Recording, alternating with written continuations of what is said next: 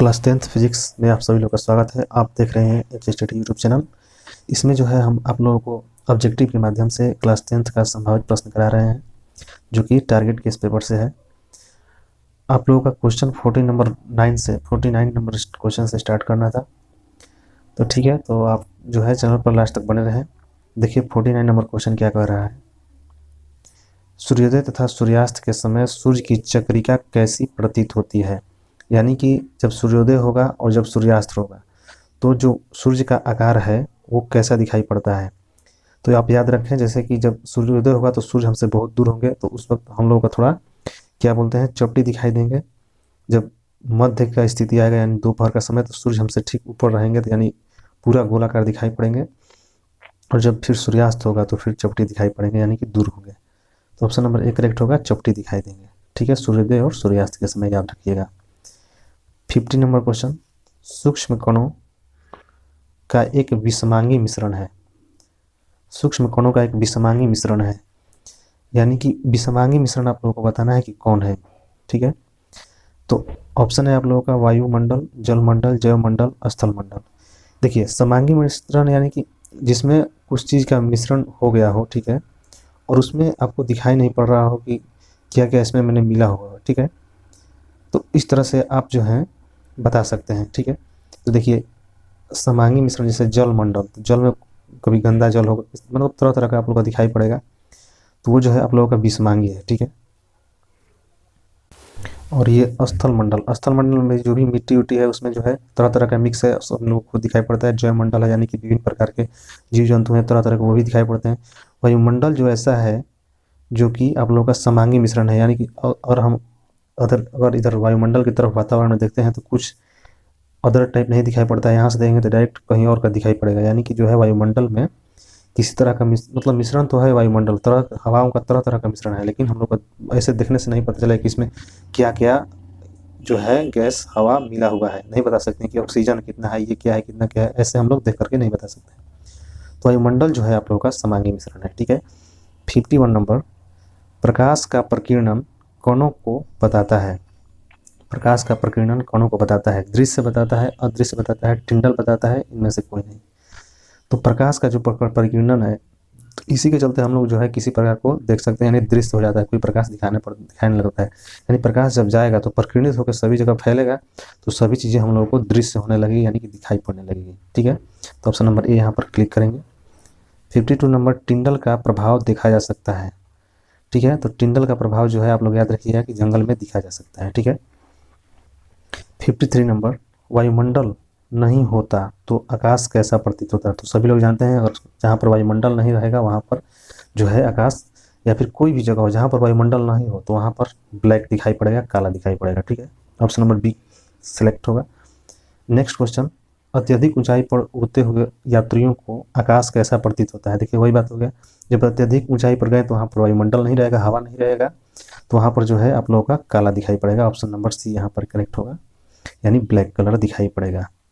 55 देखते हैं, खतरे के संकेत का प्रकाश किस रंग का होता है। यानी कि जो खतरे का संकेत हम लोग देते हैं तो किस रंग से इंडिकेट करते हैं कि यहाँ पर खतरा है।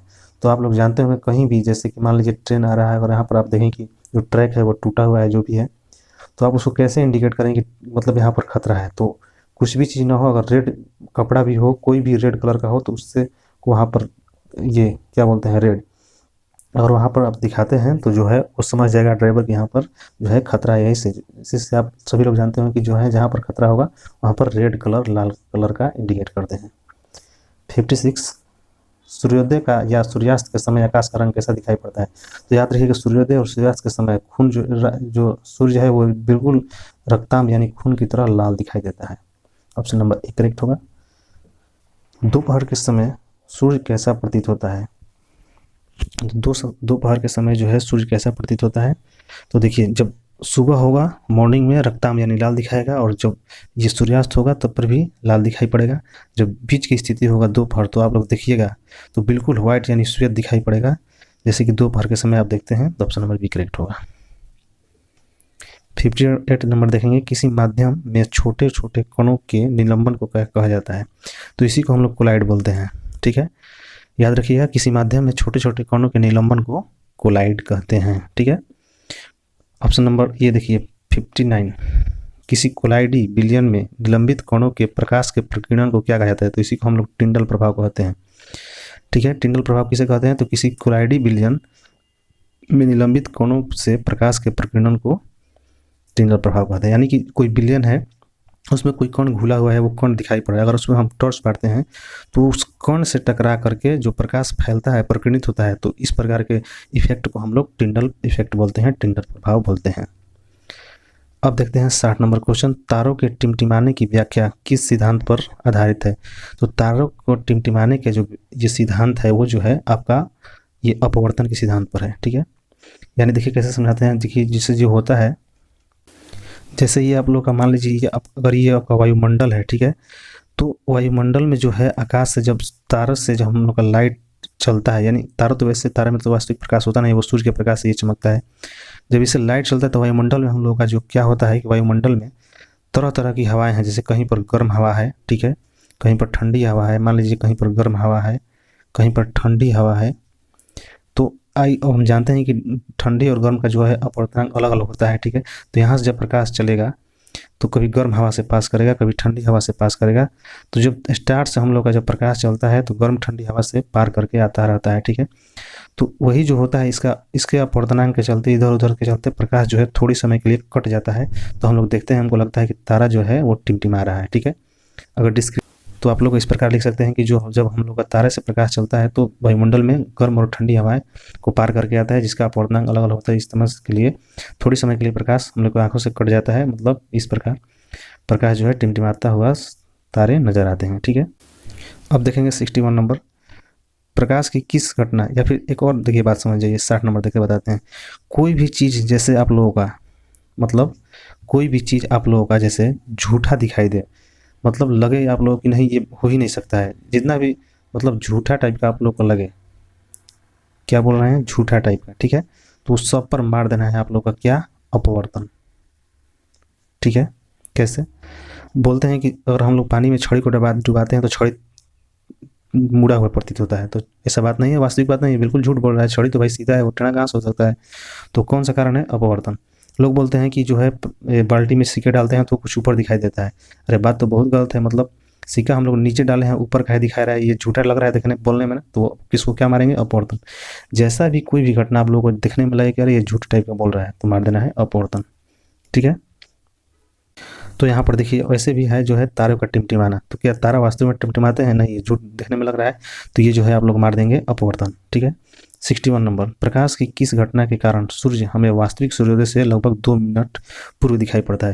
यानी सूर्योदय अगर वास्तव में अभी हुआ नहीं, लेकिन हम लोग को 2 मिनट पहले ही दिखाई देने लगता है, बिल्कुल झूठ है, तो मार देंगे हम लोग क्या, वायुमंडलीय अपवर्तन।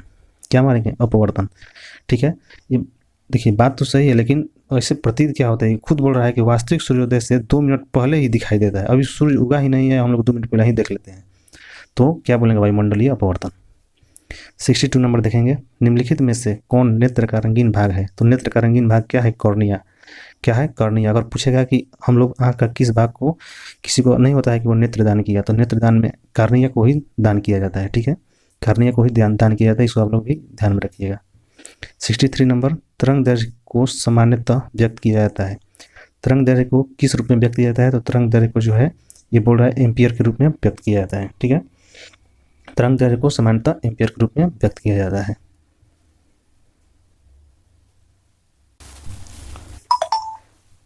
ये तरंग दैर्घ्य ने पूछा था कि तरंग दैर्घ्य का जो मात्रक, ये क्या बोल रहे हैं, नहीं देखिए तरंग दैर्घ्य का जो मात्रक होता है एंगस्ट्रॉम होता है। ठीक है, ऑप्शन नंबर यहाँ पर डी करेक्ट होगा।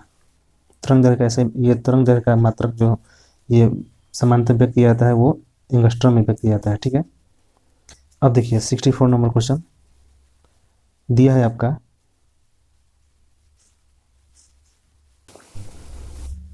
टिंडल प्रभाव प्रकाश की कौन सी परिघटना को प्रदर्शित करता है?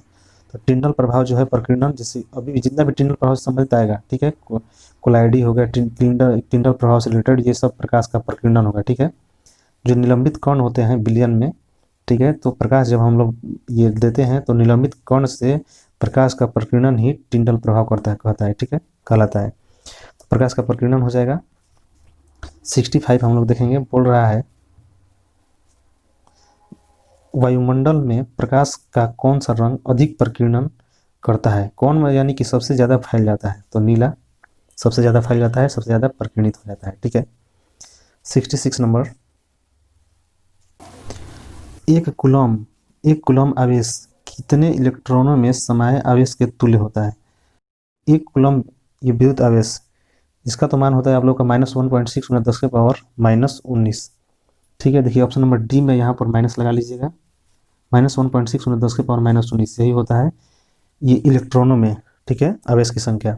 अगर प्रोटोनों में पूछ दे तो प्रोटोनों में अगर पूछता है तो हो जाएगा आपका उसमें प्लस हो जाएगा। ठीक है, यानी इलेक्ट्रॉन पर जो होता है हम लोग जानते हैं माइनस चार्ज होता है, यहाँ पर माइनस लग जाएगा, -1.6 × 10 के पावर -19। ठीक है, ऑप्शन नंबर डी करेक्ट होगा।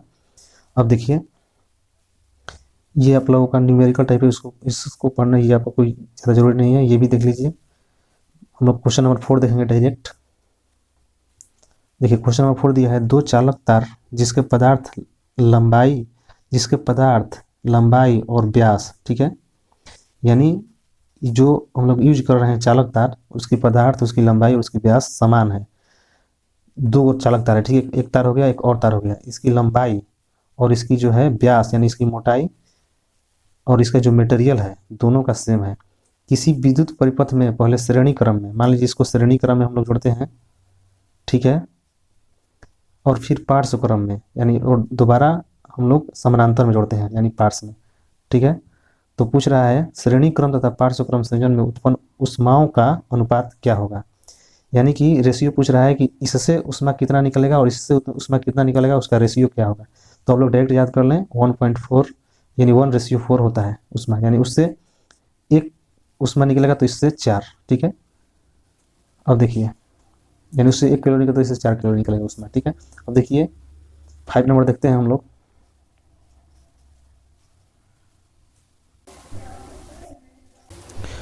फाइव नंबर क्वेश्चन देखेंगे हम लोग। दिया है आपका 1 वोल्ट कहलाता है, तो 1 वोल्ट जो है 1 जूल प्रति कूलम। ठीक है, याद रखिएगा 1 वोल्ट बराबर 1 जूल प्रति कूलम होता है। 6 नंबर देखते हैं, अमीटर को विद्युत परिपथ में कैसे जोड़ा जाता है। जो अमीटर होता है उसको विद्युत परिपथ में कैसे जोड़ते हैं, तो आप लोग जो है इस तरह का डायग्राम कभी बनाए होंगे। ये जो है आपका बैटरी सेल हो गया, ठीक है, यहाँ से जाता था धारा, ठीक है, ऐसे आता था ऐसे आता था, यहाँ पर जो है प्रतिरोध लगाते थे और अमीटर जो है यहीं पर लगाते थे श्रेणी क्रम में। ठीक है, तो अमीटर पूछेगा तो श्रेणी, अगर वोल्टामीटर पूछेगा तो यहाँ पर हम लोग वोल्टामीटर लगाते थे। ठीक है, यानी कि प्रतिरोध के ऊपर समानांतर क्रम में। वोल्टामीटर पूछेगा तो समानांतर और अमीटर पूछेगा तो श्रेणी। तो यहाँ पर जो होगा हम लोग का ऑप्शन ए करेक्ट होगा। 7 नंबर, निम्नलिखित में कौन सा विद्युत शक्ति को निरूपित नहीं करता है। विद्युत शक्ति का निरूपित कौन नहीं करता है, तो आप लोग याद रखिएगा विद्युत शक्ति यानी कि पी बराबर एक होता है आपका VI, एक होता है P बराबर I²R, एक होता है आपका P बराबर V²/R। ठीक है, ये 3 फार्मूला होता है। तो देखिए तीनों में से मतलब कौन नहीं है इसमें, तो देखिए I²R P बराबर होता है, P बराबर VI होता है, P बराबर IR², ये नहीं होता है। ऑप्शन नंबर बी करेक्ट होगा। 8 नंबर देखें, किसी बल्ब में 1 मिनट में 120 कूलम आवेश प्रवाहित हो रहा है तो विद्युत धारा का मान है। 1 मिनट में 120 कूलम आवेश प्रवाहित हो रहा है तो विद्युत धारा का मान क्या होगा। तो इसमें क्या क्या आपका दिया है लिख देंगे पहले। टी बराबर कितना दिया है 1 मिनट यानी कि 60 सेकेंड। ठीक है भाई, क्यू यानी कि आवेश बराबर दिया है 120 कूलम। पूछ रहा है क्या, आई बराबर पूछ रहा है, धारा का मान पूछ रहा है। तो सूत्र होता है क्यू बराबर होता है, क्यू बराबर IT होता है, याद रखिएगा क्यू बराबर IT। क्यू का मान रख देंगे कितना है, तो क्यू का मान कितना है 120 बराबर आई का वैल्यू निकालना है, टी का मान रख देंगे कितना है तो 60। ठीक है, तो आई बराबर कितना हुआ 120/60, 120/60 हो जाएगा आपका आई का वैल्यू कितना हो जाएगा 120 और बट्टा में 60, इसको कटाइएगा तो 2 बार में कट के खत्म हो जाएगा, यानी कि 2 एम्पियर आंसर होगा। ऑप्शन नंबर बी करेक्ट होगा। अब हम लोग बढ़ेंगे नेक्स्ट क्वेश्चन की ओर। दिया है आपका क्वेश्चन नंबर 9, किसी उपकरण में प्लस और ऋण का चिन्ह नहीं होता है। कौन सा उपकरण है जिसमें प्लस और माइनस का चिन्ह इंडिकेट नहीं किया रहता है। तो विद्युत सेल की बात करते हैं, तो विद्युत सेल में आप लोग देखेंगे बैटरी में प्लस माइनस का चिन्ह इंडिकेट किया गया रहता है, तो ये नहीं होगा। वोल्टामीटर में भी ये चिन्ह बताया गया है कि इसमें जोड़ना है, ये भी नहीं होगा। ये आपका अमीटर में भी रहता है। कुंडली में कोई भी चिन्ह नहीं रहता है कि आप इधर जोड़िए या फिर इधर जोड़िए। कुंडली में कैसे भी आप जोड़ सकते हैं। ऑप्शन नंबर सी करेक्ट होगा, यहाँ पर इसमें प्लस माइनस का चिन्ह नहीं रहता है। अब देखते हैं हम लोग 10 नंबर क्वेश्चन। लघु पतन के समय अधिक ये परिपथ है में विद्युत धारा का मान होगा। लघु पतन की बात हम लोग करते हैं, लघु पतन की बात करते हैं तो देखिए क्या होता है कि एक आपका ऐसे जा रहा है वायर, ठीक है, और एक आपका जा रहा है ये वायर, दो वायर आप लोग मतलब लेकर आ रहे हैं, दोनों में करंट प्रवाहित हो रहा है, ठीक है भाई। अगर ये किसी वजह से ये दोनों तार आपस में सट जाते हैं, शॉर्ट सर्किट करा जाता है, तो इसको हम लोग बोलते हैं क्या, लघु पतन। लघु पतन इसको बोलते हैं। जब दोनों तार आपस में सट जाएंगे तो लघु पतन होगा। तो ऐसा कभी भी घटना देखे होंगे, जब शॉर्ट सर्किट होता है तो क्या होता है, जब शॉर्ट सर्किट होगा तो बहुत सारा इसमें जो है धारा उत्पन्न होगा, ठीक है, बहुत सारा इसमें धारा उत्पन्न होगा। जब धारा बहुत सारा उत्पन्न होगा तो क्या होगा, ये हीट हो जाता है, गर्म होकर ये दोनों तार जो है जल जाता है। यानी कि इससे स्पष्ट है कि जब लघु पतन होगा तो क्या होगा, उसमें विद्युत धारा का मान बहुत अधिक बढ़ जाएगा। ऑप्शन नंबर ए करेक्ट हो जाएगा, ठीक है। 11 नंबर क्वेश्चन हम लोग देखेंगे भाई।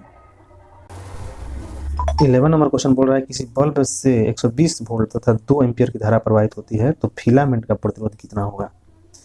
ठीक है भाई, देखिए इसको हम लोग बनाते हैं कैसे। देखिए इसमें क्या है, आप लोगों का दिया है V का मान दिया है 120 वोल्ट, ठीक है।